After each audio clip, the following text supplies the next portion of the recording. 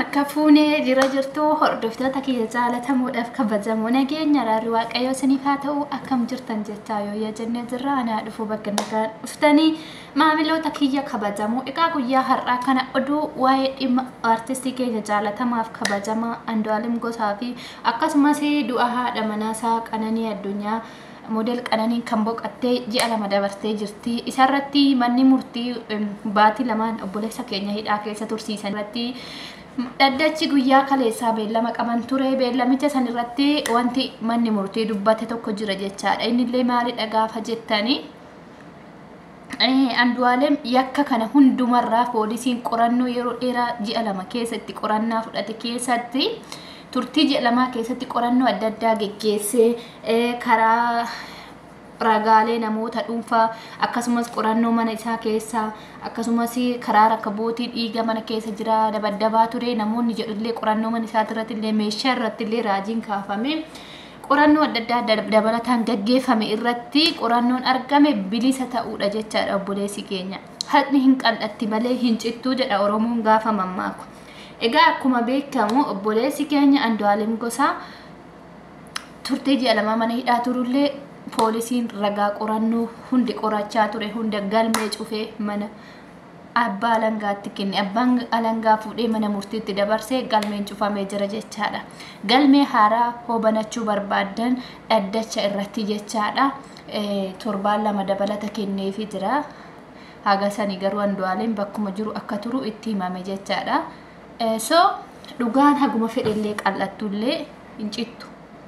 Haga fedhan yoo qal'atte hin cittu dhugaan. Namni achiisitti murteessu, asiisitti murteessu, isatu akkas godhe, waa meeqa warri jettanii waan hin beekne keessa galtanii akkanatti dabaddabaa ture. Sirba jaalalaa sirbuudhaafillee sirba jaalalaa sirbanillee jaalala beekuu fi sirba jaalalaa sirbuun adda jedhee namoonni karaa social media warri kaleessa fira isaa ture warri kaleessa isa jaalatanii isatti heerumuudha yaadaa tura warri irratti shiiraa xaxan warra micayyoo jala isaanuma shakkeeyyu jechaadha tarii qoricha kennanii fi tarii ciiti wayii siimna jedhanii doorsisanii micayyoon kun tarkaanfii lubbuu ofirratti akka isheen fudhatte hin shakkisiisu jechaadha.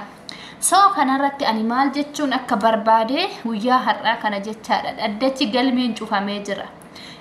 Waan ragaan qoratamaa ture guutuun hanga ammaatti ajjeechaa model Qananiitiin artistiin keenya Andu'aalem akka harka keessaa hin qabnee fi ragaan tokkollee gara isaa akka inni ajjeese gara isaa kan akeeku akka hin jirre manni murtii mul'isee jira jechaadha. Ragaalee argame keessa hin jiru jechaadha. Haga ammaa waan mul'ate guutuu keessayyuu qorannoon haga ammaa qoratamaa ture guutuu keessa tokkichi qorannoon gara isaa akeeku akka hin jirre manni murtii dhaddacha irratti beeksise guyyaa beellama guyyaa kaleessaa irratti jechaadha.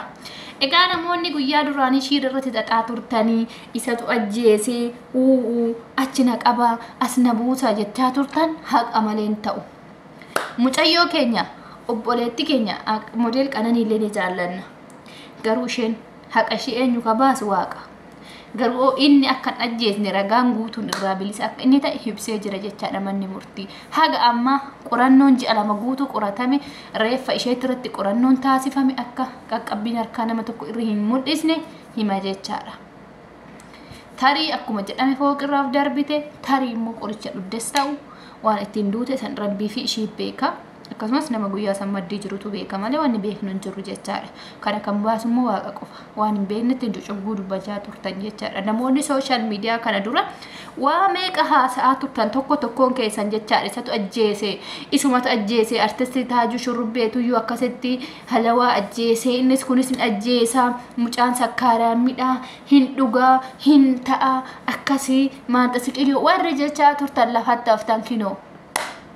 Mucaan haqa qabuun haqni isaa irra oolchee jira. Dhugaa isaa waaqni baasee fiira jira jechaadha. Namni gara fedhe shiira fedhe dachee 10 xaxe taanan kan rabbi balbala waaqayyo balbala 10 godhee sii bana namni balbala tokko gaafasitti cufu jechaadha. Ragaan haga ammaa guutuun qorannoo taasifame keessaa tokkichi gara isaa akeeku akka hin jirre manni murtii beeksisee jira. Eshi kana caala maal gootu galmeen cufame. Kana booda galmeen haaraa banachuu barbaadan jedhee turbee lammataa dabalee fi jira manni murtii. So obboleetti keenya kan duute illee waaqayyo lubbuu ishee nuuf haa maaru. Nu jibbaa ishee hin qabnu garuu dhugaadhaaf dubbachuu qabna malee.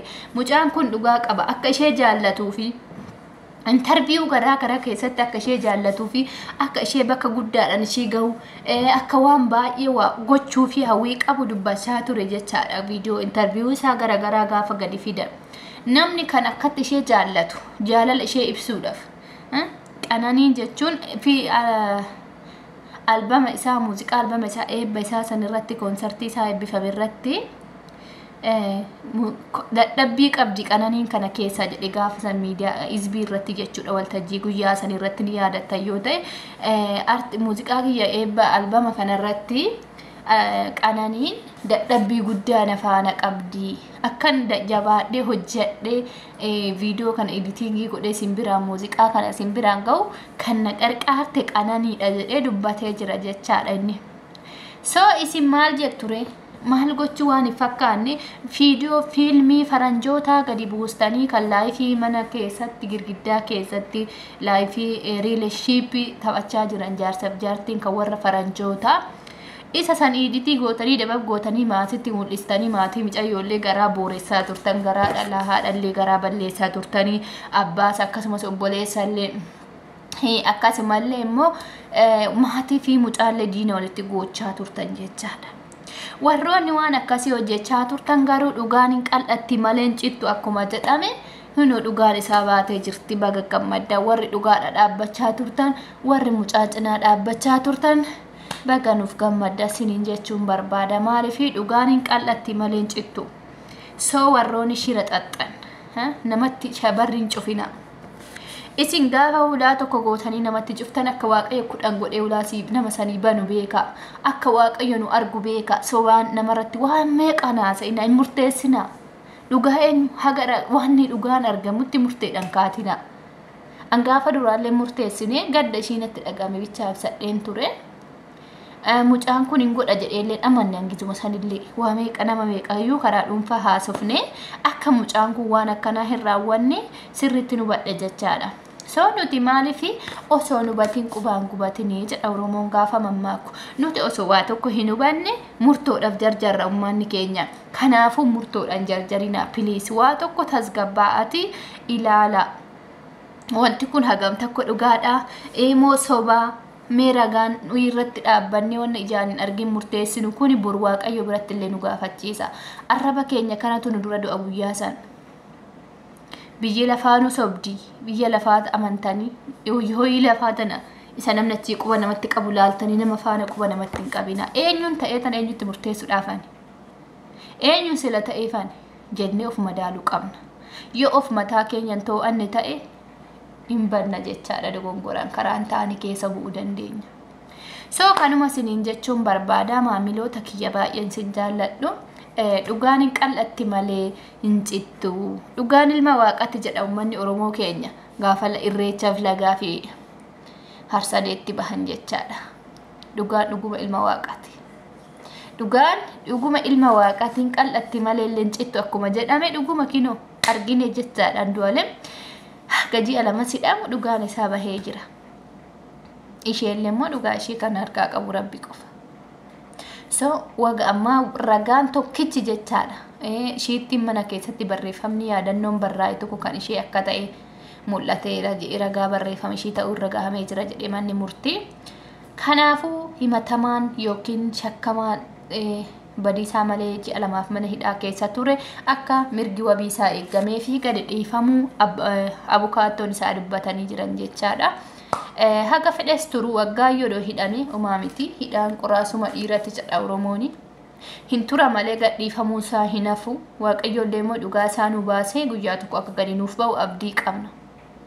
Andu'aalem jechuun ija uummata Oromooti hayyuudha beekadha kanan akka inni hin goone illee duratti amanee ture. Maaliif akka ishee jaallatu akka ishee dhabootaa qabu akka bootaa guddaa ishee dhaga'u interview irratti gaafa boo'ee dubbate tokko garaa nama nyaata seenaa isaa keessatti akka haati isaa abbaa malee isa guddistee haadhallee akka waan qabu hunda haadha isaa godhee haadha gammachiisu barbaaduu fi Qananiillee bakka guddaadhaan akka ishee gahuu barbaadu dubbachaa ture jechaadha. nama waliin horee nama waliin ilmoo argachuu barbaadu nama bakka guddaa jinga'u barbaadu ture waa waaqayyo jedhe malee namni jedheen ta'uu isheellee waaqayyo lubbuu ishee nuuf amaaru obboleettii keenya ni jaallannaa garuu immoo kaachirraa namni wal galchuu hin jiru jaalattus dhiistus eenyu waliin galchan haadhaaf abbaa ofiitu hin galchani ilmoo ofii garaa keessa gadi buusanillee galchuun hin danda'amu jechaadha. nama miti nama jaallatanii miti so kanaaf obboleettii keenyallee waaqayyo lubbuu ishee nuuf amaaru jechuun barbaada asirratti waan dhaggeeffataniif galatoomaa viidiyoo biraatiin hamma walitti deebinutti turtii gaarii viidiyoo kiyya kana sheer naa godhaa kun oduu misraachidha baga gammaddan congratulations